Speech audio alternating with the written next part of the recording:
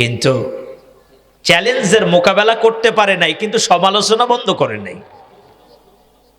আমাদের সমাজে কিছু মানুষ যেমন আছে, লিখতে পারুক আর না পারুক, কি করতে পারে? ভালো সমালোচনা ভালো পারে।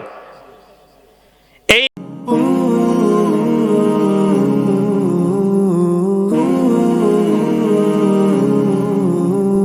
পারবো ইনশা, একটু জোরে সরে বলি ইনশা আল্লাহ। ক্বালু সুবহানাকা লা ইলমা লানা ইল্লা মা আল্লামতানা আলাইহি তাওয়াক্কালতু ওয়া ইলাইহি উনীব।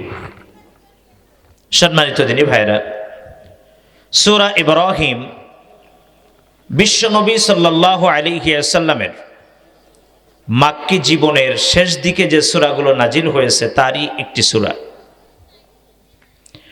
সূরা ইব্রাহিম কুরআনুল কারীমের সিরিয়াল অনুযায়ী 14তম সূরা।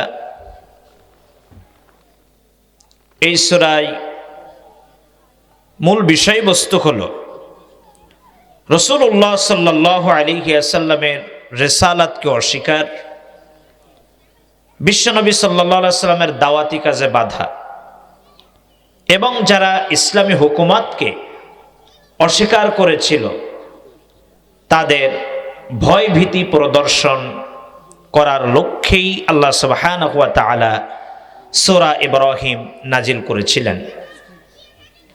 এই সূরার শুরুতে কুরআনুল কারীমের কিছু বিচ্ছিন্নময় বর্ণমালা আছে, যার অর্থ আসমানের নিচে জমিনের উপরে কেউ জানেন না, একজনই ভালো জানেন, তিনি কে? আরো জোরে বলেন। বিশ্বনবী সাল্লাল্লাহু আলাইহি ওয়াসাল্লাম বলেন যে আমাকেও জানানো হয় নাই। আল্লাহু আ'লামু বিমুরাদিহিম, এর অর্থ একমাত্র আল্লাহ তাআলাই ভালো জানেন।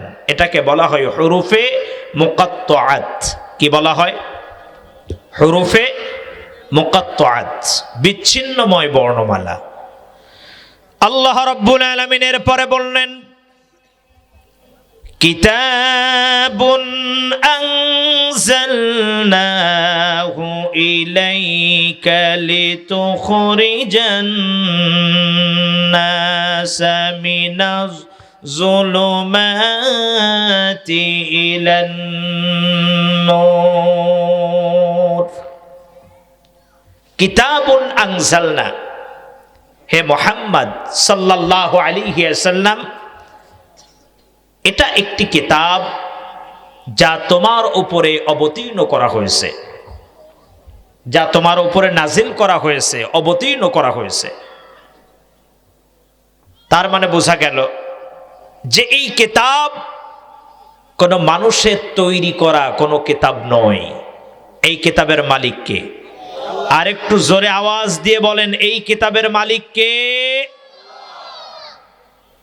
এই কিতাবের মালিক যে আল্লাহ, এতে কি কোনো সন্দেহ আছে নাকি? কোনো সন্দেহ নাই। এই কিতাবের বাড়ি হলো লাউহে মাহফুজে। লাউহে মাহফুজ থেকে লাইলাতুল কদরে গোটা কোরআন একসাথে আপনারা আমার একেবারেই প্রথম আসমান মাথার উপরে, এই প্রথম আসমানের একটি জায়গার নাম হলো বাইতুল ইজ্জা। কি নাম? বাইতুল ইজ্জা। এই বাইতুল ইজ্জা নামক স্থানে গোটা কোরআন একসাথে নাজিল করা হয়। আর বাইতুল ইজ্জা থেকে নিয়ে পর্যায়ক্রমে যখন যে আয়াতি কারিমা প্রয়োজন, সেই আয়াতি কারিমা বিশ্বনবী সাল্লাল্লাহু আলাইহি ওয়াসাল্লামের কাছে জিবরাইলের মাধ্যমে সুদীর্ঘ 23টি বছর ধরে এই কোরআন আল্লাহ তাআলা নাজিল করলেন। সুবহানাল্লাহ। কোরআনুল কারীম যে যুগে নাজিল হলো, ওই যুগটা ছিল অন্ধকারাচ্ছন্ন যুগ। ওই যুগে কবি সাহিত্যিকদের প্রচলনটা অনেক বেশি ছিল। এমনকি তদানীন্তন সময়ের ইন্টারন্যাশনাল ল্যাঙ্গুয়েজটা ছিল আরবি। মক্কাবাসীর ভাষা ছিল আরবি, কোরআনের ভাষাটাও আরবি। কোরআনুল কারীম যখন নাজিল হওয়া শুরু হলো, কাফের মুশরিক তারা বলা শুরু করলো, আবু জাহেলের গোষ্ঠীরা বলল যে এই কিতাবুন আনজালনা, এই যে কিতাব নাজিল হয়েছে এটা আল্লাহর পক্ষ থেকে নাজিলকৃত কিতাব নয়, এটা হলো মুহাম্মদ সাল্লাল্লাহু আলাইহি ওয়াসাল্লামের বানানো একটি কথা বা কিতাব। নাউজুবিল্লাহ বলবেন না? আল্লাহ রাব্বুল আলামিন বললেন, তোমরা যদি তোমাদের ডিসিশনের সিদ্ধান্তে যদি অটল হও তাহলে শোনো, قل لئن اجتمعت الإنس والجن على أن يأتوا بمثل هذا القرآن, তোমরা যদি তোমাদের ডিসিশনে তোমরা যদি এই চিন্তাই করে থাকো যেটা মুহাম্মদ সাল্লাল্লাহু আলাইহি ওয়াসাল্লামের বানানো, তাহলে মানুষ এবং জিন জাতি মিলে পারলে কোরআনের মতো একটি কিতাব তোমরা পারলে তৈরি করে দেখাও তো কেমন পারো। কে চ্যালেঞ্জ করলো? আল্লাহ তাআলা, যে পারলে কোরআনের মতন একখানি কিতাব। তোমরা বলছো যেই কিতাব মুহাম্মদ সাল্লাল্লাহু আলাইহি ওয়াসাল্লামের বানানো, এটা আমার নাজিলকৃত কিতাব নয়, তাহলে পারলে এই ধরনের একটা কিতাব তোমরা তৈরি করে দেখাও। কিন্তু আল্লাহ রাব্বুল আলামিনের এই চ্যালেঞ্জ আসমানের নিচে জমিনের উপরে কোন মানব এবং কোন জিন জাতি গ্রহণ করতে সক্ষম হয় নাই। চিৎকার মেরে বলুন আল্লাহু আকবার। কিন্তু চ্যালেঞ্জের মোকাবেলা করতে পারে নাই, কিন্তু সমালোচনা বন্ধ করে নাই। আমাদের সমাজে কিছু মানুষ যেমন আছে, লিখতে পারুক আর না পারুক, কি করতে পারে? ভালো সমালোচনা ভালো পারে। এই কাফের মুশরিকেরা সমালোচনা বন্ধ করলো না, একখানি কিতাবও তারা তৈরি করতে সক্ষম হলো না।